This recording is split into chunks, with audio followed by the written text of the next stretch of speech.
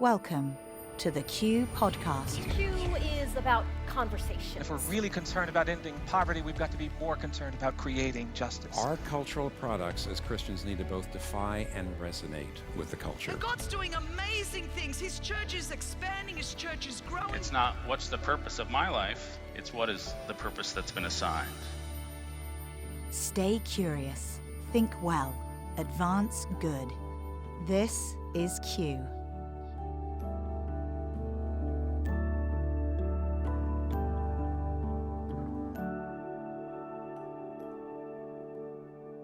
Well, welcome back to our fifth episode of a conversation we're having around sexuality.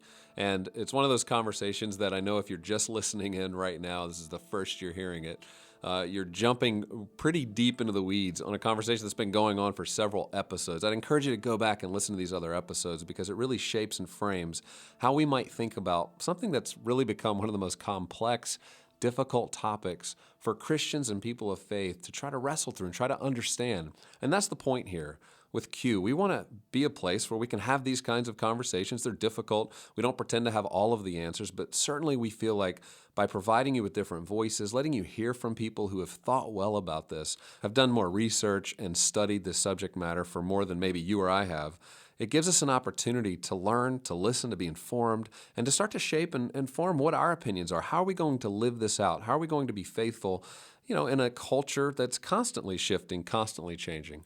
And so as we think about that today, we're talking on this episode specifically about politics and the public square. And what does it mean to hold on to Christian conviction while living in a space where politics, especially in American culture, is a big part of life? It just is. You can't have many conversations in this culture without it becoming quickly political. And certainly around the sexuality conversation, it has completely merged in to the political discussion today. And so we're going to talk about that and then the public square. What does it mean for us to be faithful as we just live our daily lives, as we run businesses, as we lead institutions and organizations? So just to recap, in our first episodes, we've tried to talk about this in a pretty systematic way where we begin with discussing theology. What is it that Christians believe and why? And can we rely on these historic ideas as we think about sexuality and changing norms and even when the cultural consensus has shifted? And then secondly, what does it mean for us to be in relationship with people who might disagree, whether it be family members, children, parents, and just generally with our friends? And then third, we've talked about ministry. What does it look like for the church to be faithful in doing ministry? What does it look like for churches to operate today and to engage with people who are part of the LGBT community and yet sometimes have not found the church to be a place that they could go, where they felt welcomed, where they felt like there was real honest conversation about these discussions and about the life that they're leading? And so today, as we move into politics in the public square, I'm glad to have with us Dr. Russell Moore. He's the author of the book Onward, Engaging the Culture Without Losing the Gospel. And in addition, he's the lead voice, the person who conveys the opinion of the Ethics and Religious Liberty Commission for the Southern Baptist Convention. He's somebody who's profiled in the Wall Street Journal, the New York Times, is many times asked about some of the more contentious cultural issue. Russell, that can't be a fun job some days. I'm so glad you're willing to have this conversation with us. Well, some days it's fun, some days it's not. Well, you've done a great job, and I just want to commend you and thank you for representing a faithful biblical perspective on some issues where, in the past, sometimes American Christians haven't always been the first to call out some things that are happening in our culture that sometimes for Christians who have this identity as Americans first find challenging. But you've seemed to have done a great job of trying to hold to, what does it mean to be a citizen of the kingdom living in a state that's not necessarily going to operate by those same rules? How do you process just that tension that Christians seem to be feeling of being Americans, but also having to live by principles that might guide them that are beyond American law and American rule? Well, I think there's a reason why in the New Testament, Jesus and his apostles are constantly reminding us to remember that we're part of the kingdom, remember that we're in Christ, and to seek first the kingdom of God. I have to remind myself of that every day, because if you don't, then we simply become consumed by whatever is temporal around us. And right now, politics tends to be a kind of secular religion for both the left and the right. And so it is very easy to become a part of that church where that's ultimate, and it becomes an idolatry, and it's part of my tribal identity and everything else, which leads us into a kind of meanness that cuts us off from our mission. Yeah, I remember reading in the biography of Thomas Jefferson where he just talked about you can't understand American life and not understand politics. It is so integral to how this country operates, to every discussion. But yeah, you look at a new generation of people, and many of them have backed away from politics. They've really looked at the political world and said, I'm not sure faith has a great role to play here. It seems like we've politicized our faith so much that they've removed themselves from it. How do you think about this idea of politics for the Christian? How should we think about it? I think that for good reason, there's a distaste at a lot of what went on under the name of Christian politics, with sometimes which led to actual heresy, with an identification of the United States of America with the Israel of God and with the kingdom of God, and a kind of cynical using of religion, of using religious buzzwords and so forth for political aims. There's a reason why a new generation is really repulsed by that. But the problem is we always have a tendency to try to avoid the last bad thing by running to the opposite extreme. And so a disengagement from political life is impossible in a democratic republic because you have responsibilities. It's like saying I'm disengaging from my job. I can do that, but I can't continue to work my job. And you can't be a citizen if you're not involved in the political process, because everything that we do as citizens is political. So we're either doing that with consciences formed by Christ and by the gospel, or we're putting the gospel in a blind trust and having our consciences be informed by something else. And there's nothing probably more controversial that brings this whole discussion to a head than talking about what's happening currently in American life around the sexuality discussion, around the gay conversation, and how we should think about that as Christians, how we should think about it as citizens, how we should think about civil rights. And so this episode, as we get into that, it's going to be great to discuss how do we think well about this.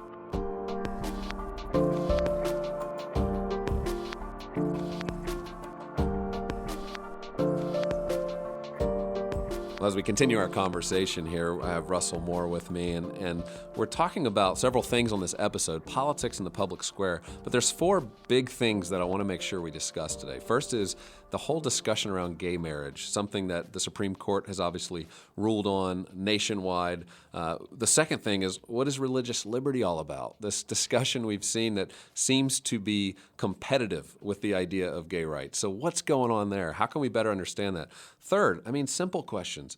How should we think about the idea of bakers baking cakes and florists participating in weddings and people using their property for weddings who might have a fundamental disagreement with that? Is that something as Christians we should support, or should we say, no way, you should participate in this state. This is where you live. And then finally, what does this mean for religious institutions? What does it mean for the future as we think about public life? Because we know institutions are central. So what should Christians do? Should we pack up our bags and sort of head for the hills? Or do we continue to engage, and if so, how? So, Russell, as we get into that discussion, I think overarching, there's something happening that people are feeling in the air as Christians, especially leaders in the church who've lived through the last few decades. And there's a sense that the way we think about the world as Christians is no longer the dominant narrative or the cultural consensus. And the way we think about these things is quite countercultural, and that can create some dilemmas. Like, do you try to hold on and go backwards and try to figure out, hey, how do we get back to like 1970 when things were just great, or are we moving forward and have to sort of adapt and rethink about how to approach this? Yeah, well, 1970 was horrible, and and so here's the thing. I've been saying for a long time that we are not a moral majority; we're a prophetic minority in American culture, and I find that as soon as I say that, I have to explain that, because sometimes I think there are some Christians who agree with me and say, "Oh, yes, that's exactly right," but they assume we have lost this previous sort of cultural majority that we had, and so it leads to this kind of siege mentality. That's not what I'm saying at all. I'm saying we were never a majority in American culture if we define we correctly. Right. And so if you define Christian as simply a set of moral principles and moral values, then yes, you could say that we had a Christian America, but that's a theologically liberal way of defining Christian. If you define Christian in terms of the gospel of Jesus Christ and the kingdom of God, then we've never had a Christian majority, and the Christian viewpoint has always been a minority viewpoint. And so we should not be longing for some mythical good old days that we need to get back to. They weren't that good. I mean, the situation has been from the fall until now always a situation in which we are burdened with sin, death, the curse, and sometimes that manifests itself in different ways at different times in different moments. So I think what we have right now is a freedom to be able to talk about issues where the rest of the culture doesn't say, "Oh yeah, we know what you're talking about. We're Christian too." Because we aspire to be married and have families and so forth. No, we have to articulate what we mean by those things and embody them and show them. And I think that gives a tremendous opportunity for the church. Yeah, and I think, so I'm very hopeful about the future. Well, and I love how hopeful you are, because I think there is a group of Christians who are fearful about that future, and there's a group that seem to be more hopeful in saying just what you described, which is now there's a chance to actually be a little bit different. To talk about why are Christians kind of odd about how they think about some of these things about sexuality, or you name it. And it's an opportunity to re-evangelize in a lot of ways the ideas behind the Christian faith that over 2,000 years have led it to become the central way, Western culture has viewed life. Yeah, and when I typically think about these issues that we're talking about today on sexuality, I try to remind myself all the time that I'm not talking to the activist on television primarily. What I'm seeking to do is to equip people and to model for people how to talk to the person in the hardware store, or the person sitting next to them in the coffee shop, or that son or daughter who disagrees on these issues. And so sometimes I think that we don't want to be all thought of the same way some loony TV evangelist that comes on television and says crazy things, and people think, well, that's what all Christians are about. We don't want to assume that everybody who disagrees with us holds to the exact same attitude or mentality as the activist group who is really, really hostile. And so we have to keep that in mind when we're engaging here. Yeah, and so as we think about specifically what's been going on over the last many months and year in American life, certainly the Supreme Court decision in June was monumental, because it was the moment where those who'd been fighting against gay marriage culturally or within the church all of a sudden realized, hey, this is kind of the trump card. I mean, this is the moment where nationwide, this is just going to be law. We have to just start operating within this kind of context. And I want us to hear from Bishop Claude Alexander from Park Church in Charlotte, North Carolina. He's someone who's seen a lot of this sort of politics in American life. And so when the Supreme Court decision came about, he had a kind of simple way of describing how can we understand why the Supreme Court might rule a certain way in American life. Supreme Court operates by its interpretation of what it believes to be authoritative, and that is the Constitution, and seeks to apply its rulings based upon that. Christians are called to live under the authoritative nature of Scripture, and so one cannot expect the Supreme Court always to make a ruling that is necessarily in alignment with what one believes to be the authority of Scripture, because the Scriptures are not the authority or the guideposts for the Supreme Court.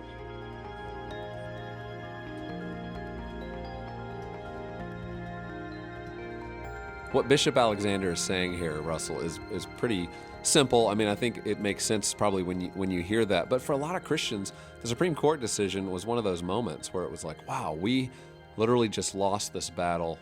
We live in a Christian nation, quote unquote, and this Supreme Court, how could they possibly decide to define and redefine marriage? I know it was a 5-4 decision, but as you sort of process that and looking at the last months, I mean, how are you encouraging Christians to think about this Supreme Court ruling? The two main points, I think, are the fact that we should not cave and we should not panic. And I think the temptation is there on either part of that. I think there are some people for whom the temptation will be, well, the Supreme Court has decided what marriage is, and so let's just get in line. Or Right. let's put this sharp distinction between who we are as citizens and who we are as Christians and so forth. And I think we can't do that and be faithful Christians. The Scripture is clear about what it teaches about the meaning of human sexuality, the meaning of marriage, the limits of our createdness in those things.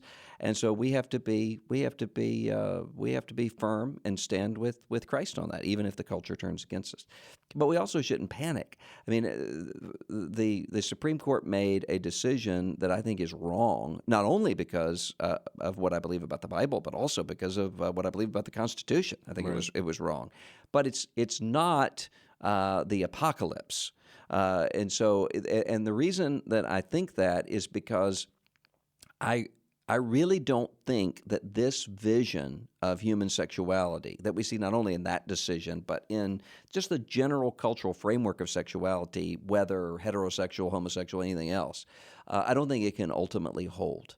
This view of individual autonomy as the end game, it's not going to be able to keep its promises. Yeah, you say the trajectory basically of living this out ultimately is unsustainable. It doesn't starts work. to fall in on itself. It starts to create all kinds of relational outworkings that don't work in terms of the structure of family and so on. Yeah, and I think sometimes both Christians and non-Christians sometimes tend to assume, okay, well, what has happened now is frozen in amber. This is the ending point, and so therefore everything is settled. So let's just acclimate ourselves to the new reality. It's not the ending point. This is only one piece of this process, and we don't know where it's going.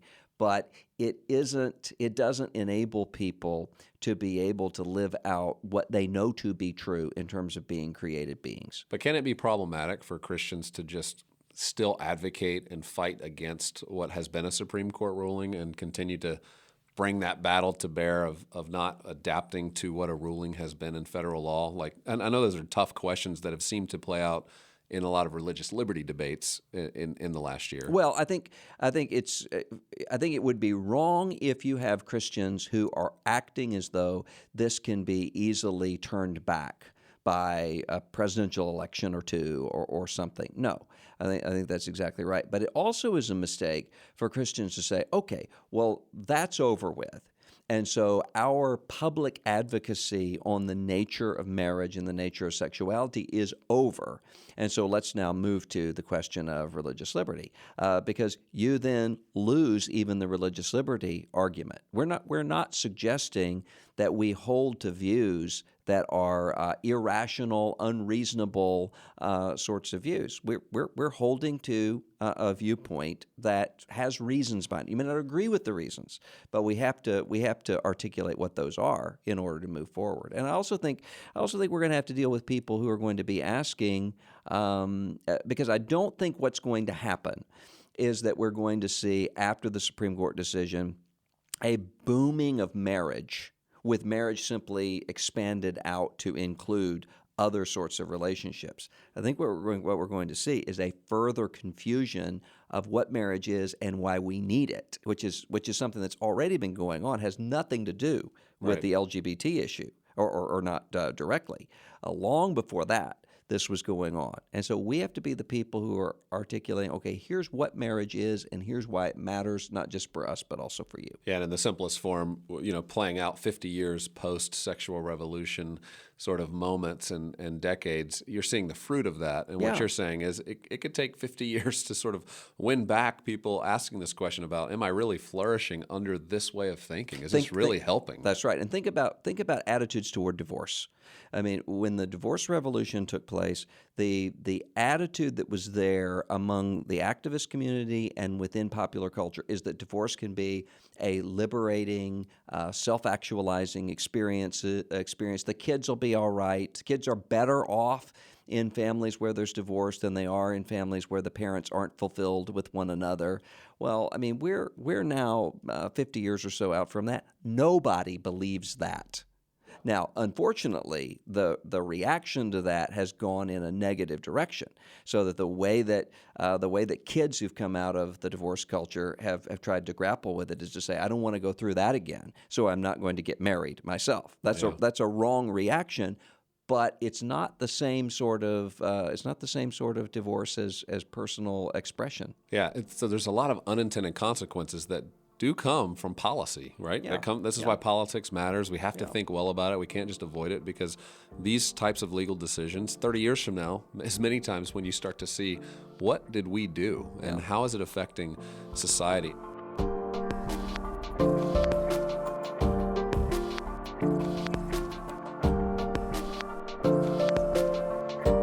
In this next segment, I really want to dig into religious liberty. We've talked a little bit about politics and the Supreme Court, but what is religious liberty? Because I think what many young people hear, and many Americans in general, when they hear religious liberty, that just means cover for bigotry. It's a way for Christians to sort of try to advance their policy views under this guise of something that many Americans are going, we don't want to protect religion. We actually don't even love religion anymore.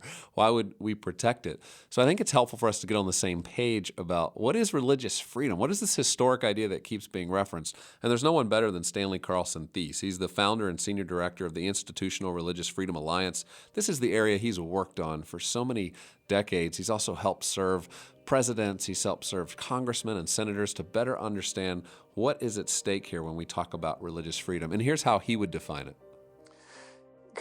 A good question, and a really important one. And most simply, it is the freedom extended by society for people with a deep conviction about something to follow that conviction, even though it differs from what the society thinks is right and wants to enforce through the law. And you could just think of a lot of examples in American history. Of course, the classic one that goes way back to the beginning is with Quakers, who, because of their pacifist convictions, just said they couldn't serve in the militia or in the military. And we decided that that's a conviction that has to be respected. We've got to find a way to work around it. And if you think about it like that, you can just imagine that because we're so diverse religiously and philosophically, that when laws are passed and they have to govern everybody, that of course they're going to conflict at various points with people who have very deep convictions, and because they think those convictions are important, want to follow them. Whether it's a Muslim prisoner who needs to have facial hair at a certain length, and the prison says, no, we don't want to do that. And the Supreme Court said, yes, you have to allow that, or to a lot of other examples that we've seen contemporarily. So just because we're different and have these different standards, and we ought to respect those standards, we ought to want people to live by conviction and not just by whim, then to make an accommodation for those is protecting religious freedom. So Russell, you hear Stanley describe religious freedom, and it's obviously much broader than just a discussion about sexuality. And this has been an anchor point in American life. It's one of the people have called the first freedom. It's what a lot of other things are based on. But I don't think a lot of people are catching that fuller picture. Would you add anything to what Stanley was defining here? Well, no, I agree with Stanley, but I also think that the question is whether or not we are going to do violence to one another at the psychic level, at the soul level. Because what the founders of the country understood and knew was that religion is primal. I mean, we see religion in every human society. And so if you force somebody with government power to violate their consciences in an area that they believe they will give an account for, then you have done violence to that person. And that's the reason why my Baptist ancestors they didn't trust the politicians in the colonial era and the founding era, and said, we want a written guarantee in the Constitution that guarantees complete religious freedom for all people, which means that the government does not come in and choose winners and losers when it comes to religious conviction, but enables people to believe and to act according to their deepest religious principles, whether that's Protestants or Catholics or Jews or Muslims or Sikhs or anyone else.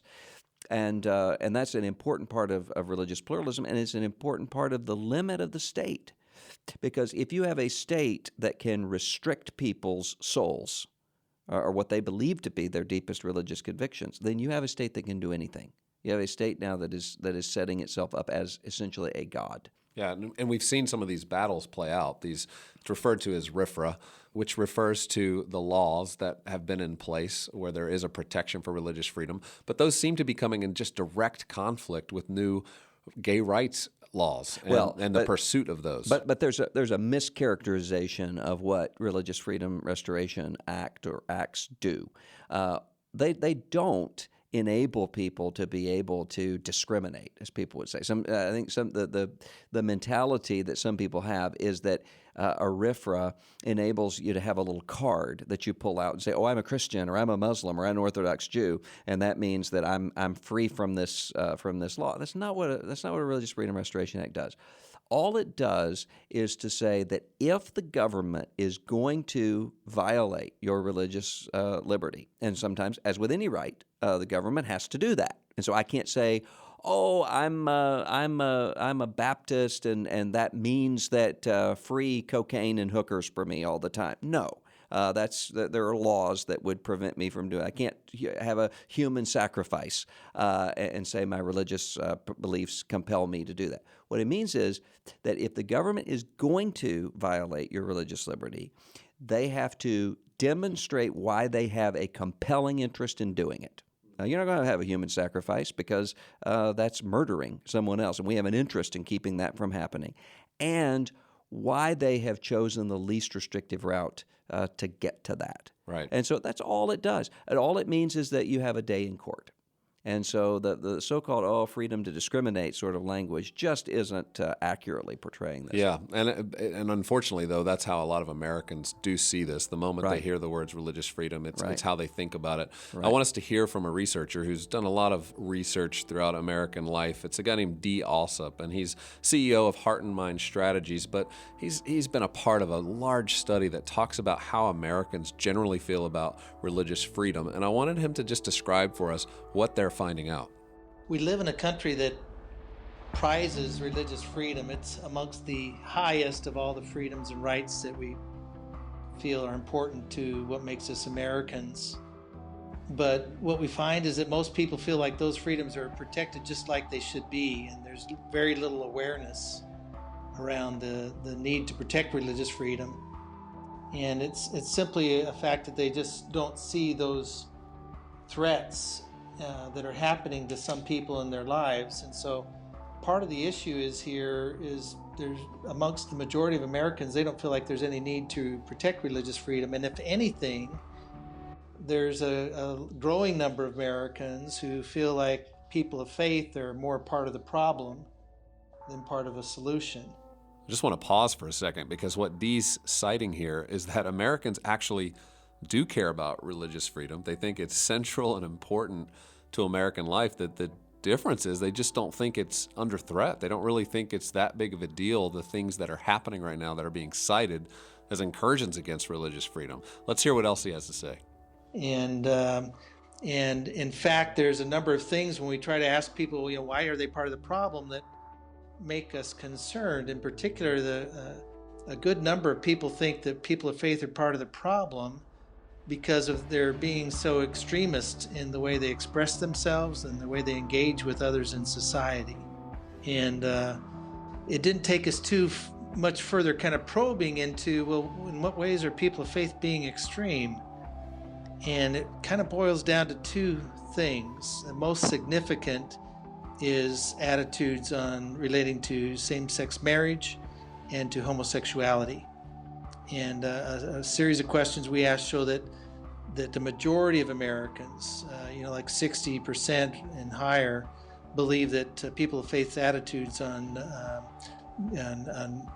same-sex marriage and also, the feelings about homosexuality are extreme and are a source of, why they feel like they're kind of expressing kind of extremist points of view that are hateful and hurtful. And that puts people of faith in a position where anytime they want to talk about their faith, they first have to defend their positions on those kinds of issues. We're not going to be able to get into every aspect around this discussion. Obviously, it's a difficult one with lots of complexities, but I thought before we move into talking more about the public square, I wanted to kind of conclude this segment with us hearing from somebody, Andrew Sullivan, who I've referenced earlier in previous episodes. He's one of the gay rights leaders. He's one of the first to argue that the movement should move for marriage. And recently he was at a conference, and at this conference he was speaking to a large number of people within the LGBTQ community. And in that conference he was asked this question about, now that the Supreme Court decision has been won, should we keep fighting this? Should we keep battling those who disagree with us? And Russ, I thought it was really interesting to hear kind of how he portrayed this to people who've been a part of this movement for 3 decades. I worry when the gay rights leadership starts demonizing all of evangelical America about what those young gay evangelical kids are hearing. What we are forcing them to choose between. And the blanket, bigotry towards large swaths of this country who may disagree with us right now or have disagreed with us in the past is not just morally wrong, it's politically counterproductive. I think we need to open up, and the key question on religious freedom is those of us within our particular faith communities.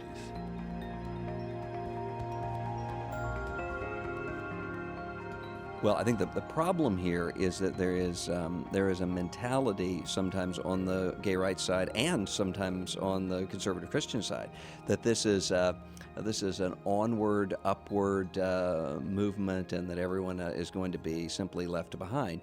And I think there's an assumption sometimes in secular America that evangelical Christians and Roman Catholics and Orthodox Jews and others are simply going to capitulate, going to give up their views on this. And that leads to a sense of, well, we can violate religious freedom because we're just nudging them along to where they're going to get anyway. Right. That's not going to happen because sexuality isn't just some ancillary issue for the historic apostolic Christian community. It's central to our understanding of how God has revealed himself in the creation, pointing to the gospel, the union of Christ and his church. And so Christians can't give that up without ceasing to be Christian. And so what I think some people are wanting to say is you can be as Christian as you want to be as long as you're a liberal Episcopalian. And that's not genuine pluralism. Well, and I think that leads us to what's an important conversation for Christians. If there's not going to be this general agreement and total cultural consensus, what is it going to mean to get along despite differences?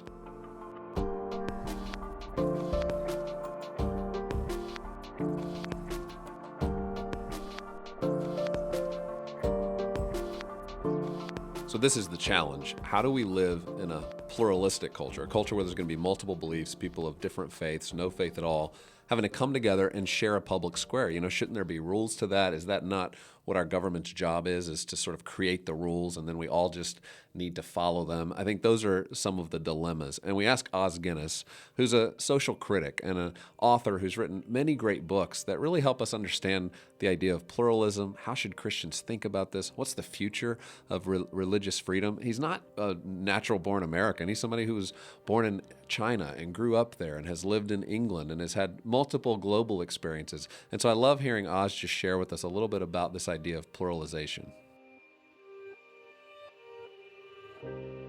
What many forget is the biggest challenge of our day is what's called pluralization.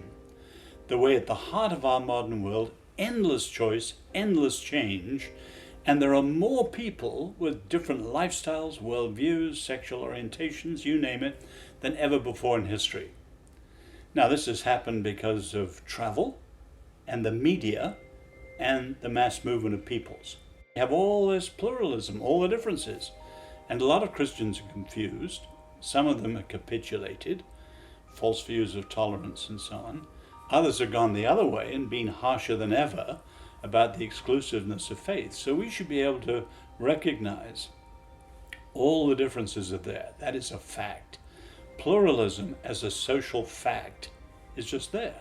There are a lot of people with a lot of differences. Now, the philosophy we should avoid that's dangerous is relativism. The idea that while there are many people there with different views, none of them are true. Now, that's terrible. That's we're against relativism. We recognize pluralism. So we've got to hold fast to the truth of Christ. He is the way, the truth, the life. And at the same time, respect other people's grounds for believing what they believe, always loving them, even loving our enemies, and never responding with a harshness or a rejection, let alone bigotry.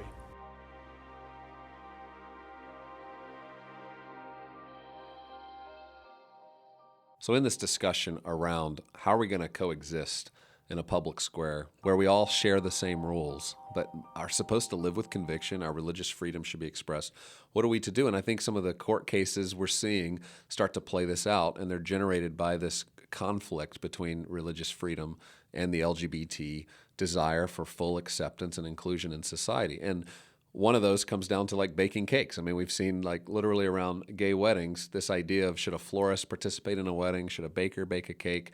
And there's a little bit of confusion around, should Christians be for that? Should we just participate and sort of roll up our sleeves and say, hey, we're Americans, we should be just participating if we own a business?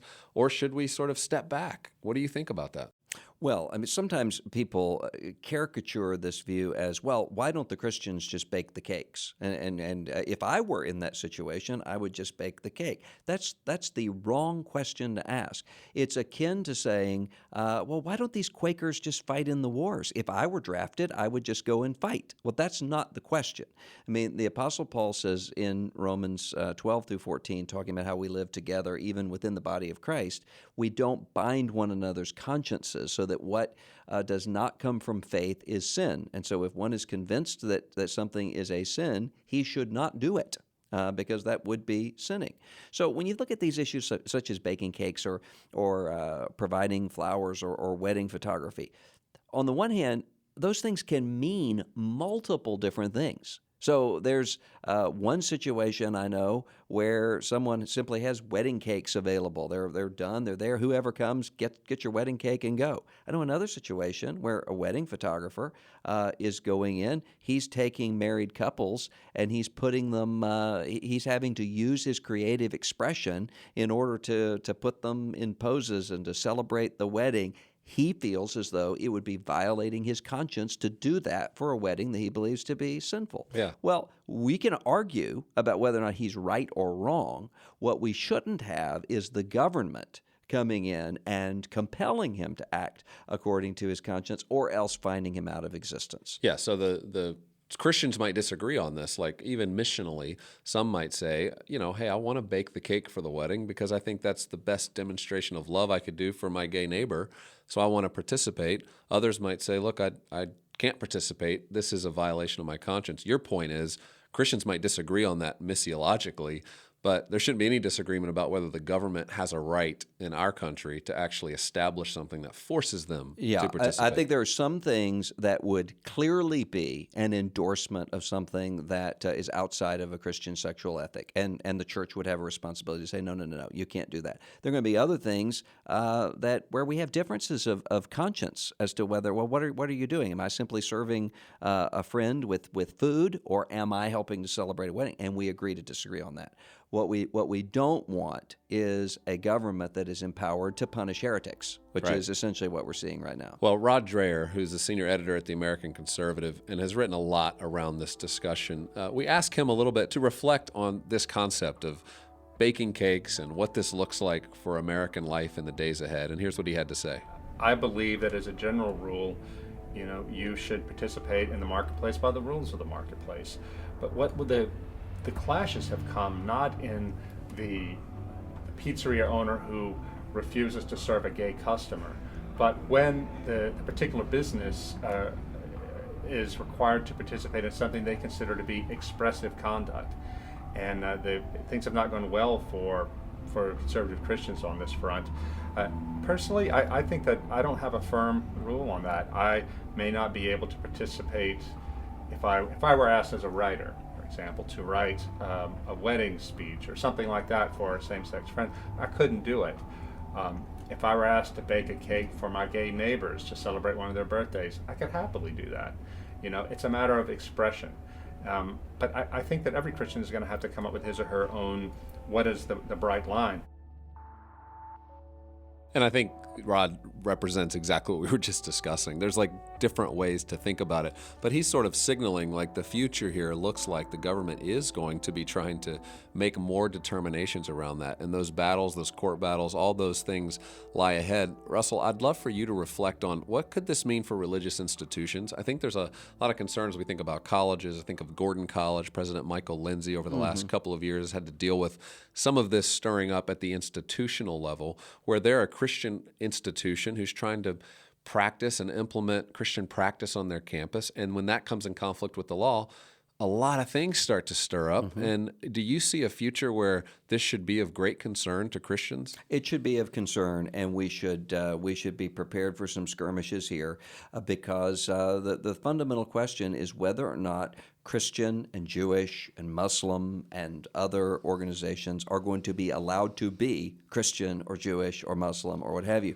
Or are we going to have to conform to a creed that is determined by the government that says you can have a religious identity as long as it is in this vague, generic, amorphous definition of spirituality that is government approved? And so what that's going to mean is that you're going to have religious institutions standing together even on issues where we disagree with one another. So, for instance, when it comes to we see this already when it comes to issues such as the contraception mandate from the Department of Health and Human Services. I'm not opposed to all contraception. The Little Sisters of the Poor are. And a government that can come in and violate the consciences of the Little Sisters of the Poor, even when it's in an area that doesn't violate my conscience. There's some overlap there because we both disagree with having to pay for abortion-causing drugs. But even if the issue were simply contraception without abortion, a government that can violate their consciences there is my problem too. And so we need to be involved in making sure that we have freedom for Muslim institutions to be Muslim and so forth, and look out for religious liberty for everybody. I think that's going to be critically important. And then to be willing to make the case and not to simply capitulate. And I think especially when it comes to academic institutions, sometimes there is a kind of institutional fearfulness of conflict that the conflict that's going to play itself out in the legal arena is what is going to set precedent for future generations of institutions to be able to live out their own deeply held beliefs.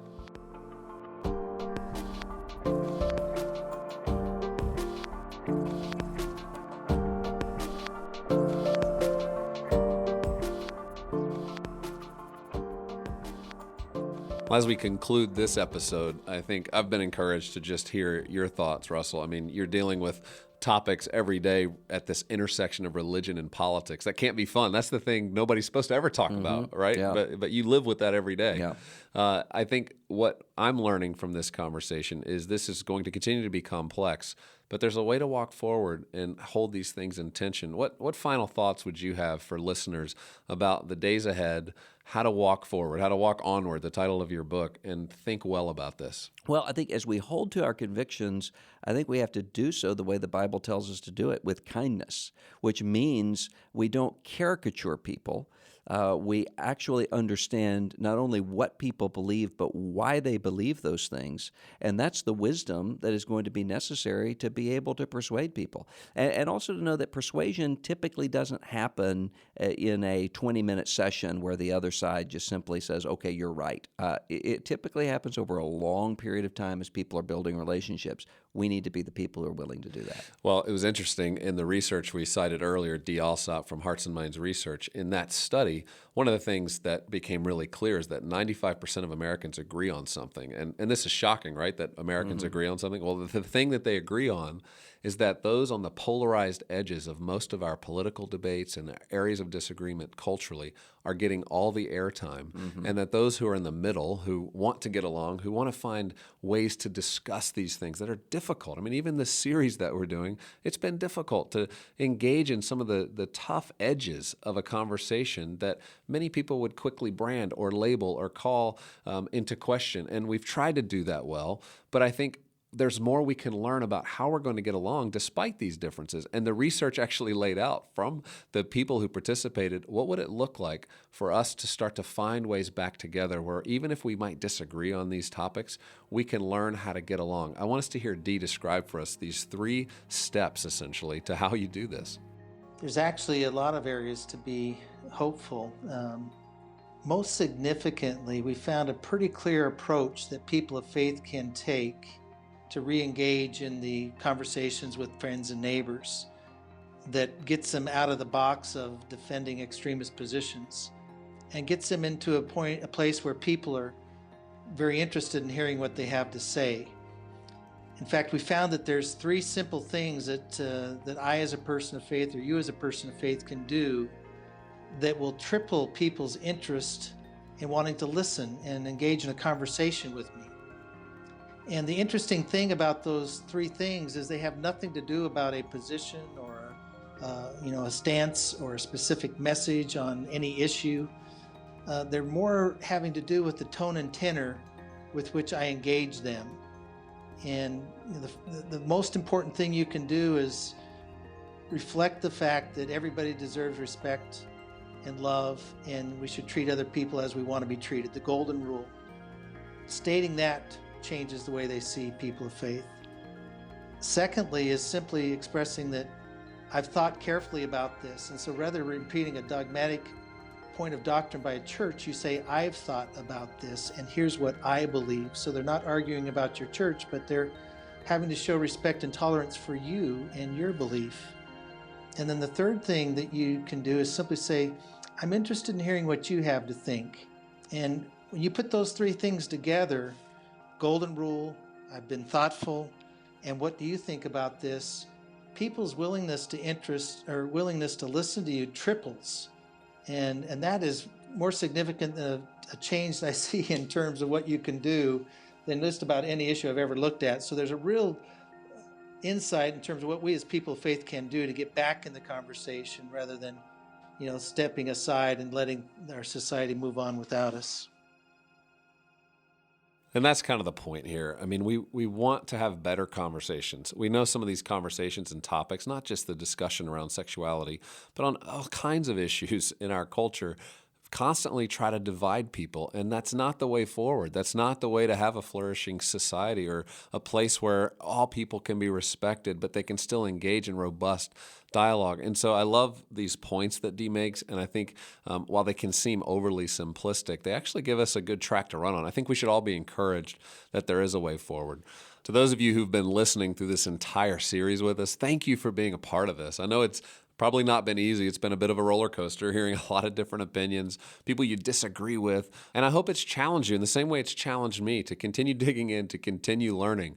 To hear the full-length interview I did with Tim Keller around this conversation, you can go to qideas.org/podcast and access it there. That seems to have been a very popular discussion that I know many of you want to hear more about. And on our next episode, Preston will be with us to answer your questions. And I want you to send in your questions and let us know what are some of the areas that weren't addressed, some of the things that you feel like maybe we just skipped over or never even came up in this conversation, but you believe are critical to be talked about. And we're going to do our best to answer as many of those questions as we possibly can on our next podcast. Just simply email us at podcast@qideas.org with those questions. Hey, this is Gabe, and I want to invite you to join me at Q Denver, April 21st to 23rd, where we're going to take on some of the most difficult topics Christians are having to think about for the year ahead.